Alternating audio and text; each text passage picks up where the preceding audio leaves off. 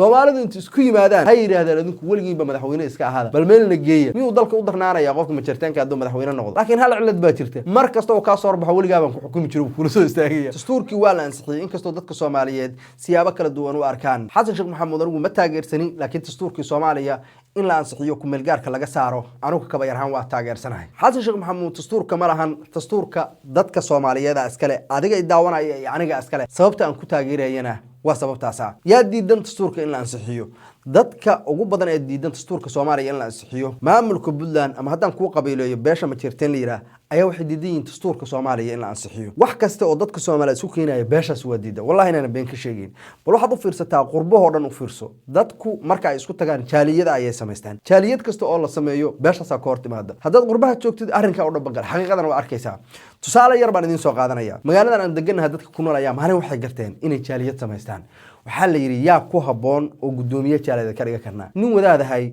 Soomaalida halka joogto dhan ugu soo horeeyay ay wax isla garteen Soomaalidu inay inta u tagaan ay dhahan gudoomiye noqon ninkii wadaadka inuu yara diido damcay laakiin dadkii meesha joogay oo dhan baa buuqa waxay dhaheen gudoomiye noqon waxa aan ka sheekeynayo waa true history wax been kama jiraan ninkii markii sidaa la yiri wuu ogolaado wuxuu sheegay inuu guddi soo dhisi doono guddigii marka uu soo dhiso dadkii iskugu yeeray beeshii ma jirtaan waa iska dhaxarki weysay shirka waa joogeen raali bay ka ahaayeen laakiin markii shirka banaanka looga soo baxay ayay diideen waxa la yiri waxa meeshan ka dhacaya wax ka jira male qabiilkana kuma jiro ma jirteen kuma jiro wax jaaliyad liirana meesha kama jiro joorto nimankii macaarada noqdeen jaaliyadu way ka gees dhisteen bahashi sidii u soo jiitamaysay oo u soo socotay laba jaaliyo saddex jaaliyo markii isbedeleen nimankiina adawli ay sidii macaarad u yihiin oo meel gooni u taagan yihiin ninkii ugu dambeeyay loo dhibaanta shaqay waayay hadda nimankaana siyaasadoodu waa baadantay meelaha hoosna waa wala xariireen u tageena la yiri baashan hawiye waa soo qabtay isaaqna waa soo qabtay maantay annaga iskale waraaqihii buu ku wareejina maalintii jaaliyadii la dhisay ninkii koobaadoo diiday ayuu ku wareejiyay waraaqihii oo yiri gudoomiye adigu bal noqo su'aasha marka taagana waxay tahay qof markii koobaad la aasay diiday ka tagay inuu maanta inta ku soo laabto soo gudoomiye hadana dadkii inta soo hor istaago oo yiraahdo war gudoomiye idin noqona dadkuna ay taageeraan adiga aqliyan sax ma kula tahay ninkiisa gudoomiyaha hay iyo xibnihii oo xilliga soo dhisay inuu ninkaan maanta inta soo hor istaago oo yiraahdo gudoomiyaan idin ahay ayaguna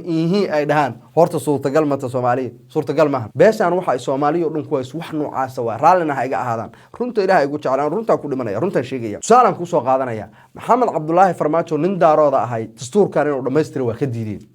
Xasan Sheekh Maxamuud nin hawiye ah oo ka horeeyay inuu dhameystiro waa ka diideen Xasan Sheekh Maxamuudkii maanta joogana inuu dhameystiro waa diidan yihiin haddaba maxaa doonaysaan marka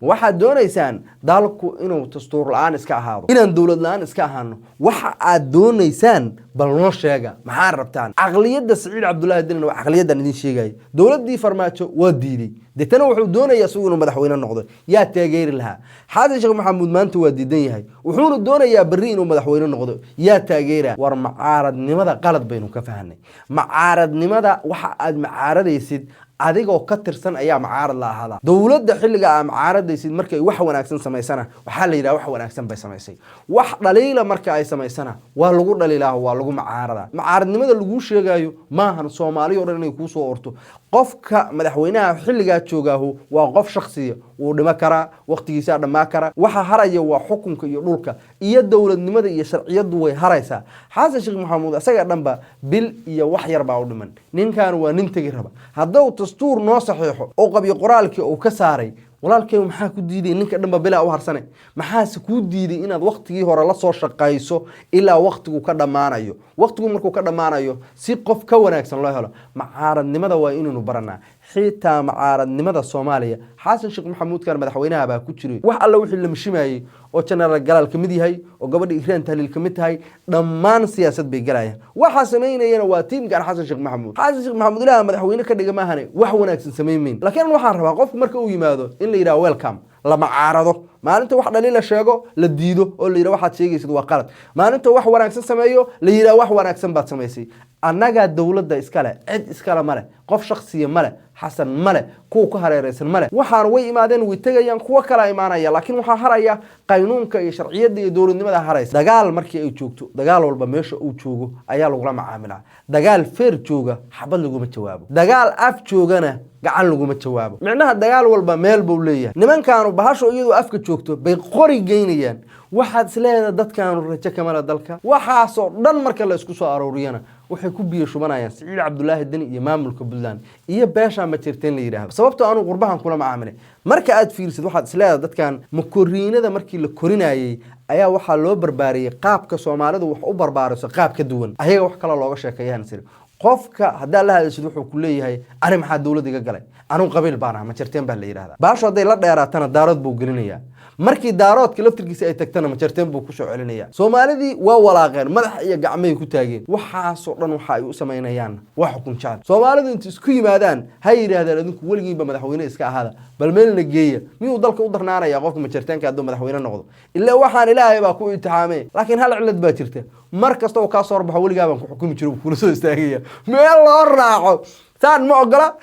ma ogola hadaa tira walaal waan isku daalnay ana ku tanaasulay bal adigu madaxweyne noqo ilaa yoobal qiyaamaha bari intu soo istaago kulay waligaaba ku tali war ma jirteeno bal gadaal isku laabta inta aan ka hadlayo waa inta aan aqliga u saaxiibka ahayn beel weyn waa beeshan waxa jira dad badan oo cuqaala dad badan oo aqli badan baa jira dad badan oo suluugsan iyaga laftirkooda qaabka ay u dhaqmayaan jira inta aan hadlayo waa inta qabiilaysan baa la hadlaya bal madaxweyne dhan oo meel inta soo istaaga asagoo madaxweynaha beeshaydu waxaas waa diida dhahaya sharaf iyo karaamo maahan masabka aad joogtido masabkaas maahan madaxweynaha tahay xil baad haysaa ka sariga hadalada qaar waxyaalaha qaar Soomaalida si kala fogeeyna hadaa rabtiin saar inaan iska ahaano hadaa anu ogaadeenkii qabsan maayo marixaankii qabsan maayo leelkasii qabsan maayo daaroodkii kale oo jiray anu qabsan maayo daaroodkii kale oo jiray anu qabsan maayo ma daaroodka kala dulman marka ayaga la fiiriyo sababtoo ah maxaa Abdullaahi Farmaajo in daarood oo ahaa kuwa xamar ka qaylinay dawladda maxaa Abdullaahi Farmaajo waxa jaajir gareynayay Siciid Cabdullaahi Dani iyo Axmed Madoobe maanta magaalada Muqdisho joogaan kuma dhacaan dawladnimadan hunguriya laakiin Xasan Sheekh Maxamuud maalinta waqtigii loogu talagalay waqti ku darsado nimanka hubkooda ay soo qaadanayaan sharciga ayaa saa dhigaya ayagoo dawladii taageersan oo dhibaato ku sameeyeen ay afka ka hadlaayaan laakiin Siciid Cabdullaahi Dani wuxuu adeegsanayaa wixii ugu dambeeyay cashuurtii ma ogola in la mideeyo ciidankii in la mideeyo ma ogola dalkii in la mideeyo ma ogola fiisihii iyo dalku galkii waxaas oo dhan in la mideeyo ma ogola waxbarashada in la mideeyo ma ogola waxaas oo dhan wuxuu u diidaa waa siyaasad asaga qaas u ah buu diidaya waxaan isiri madaxtooyada qof kale ku jiro oo kuwaan ahayn maxaa dadkaan isku dabaacada ka dhigay maxaa ka soo bixi waayay nin wadaniye xitaa nimankii walaalada hartida ahay ayay xil jacayl waxay u diideen inay dawlad noqdaan dadkaan xukun jacaylka wuxuu ka marayaa meeshii ugu dambeysay 99 digrii buu qorayaa war hadaad ma jirteen inaad uga calaysaan wax ka bedel waa hadaad dawlad rabtid ayna aan ku kala tagnade intaada gooso inteedaan goosanaa cid walba inteeda gooso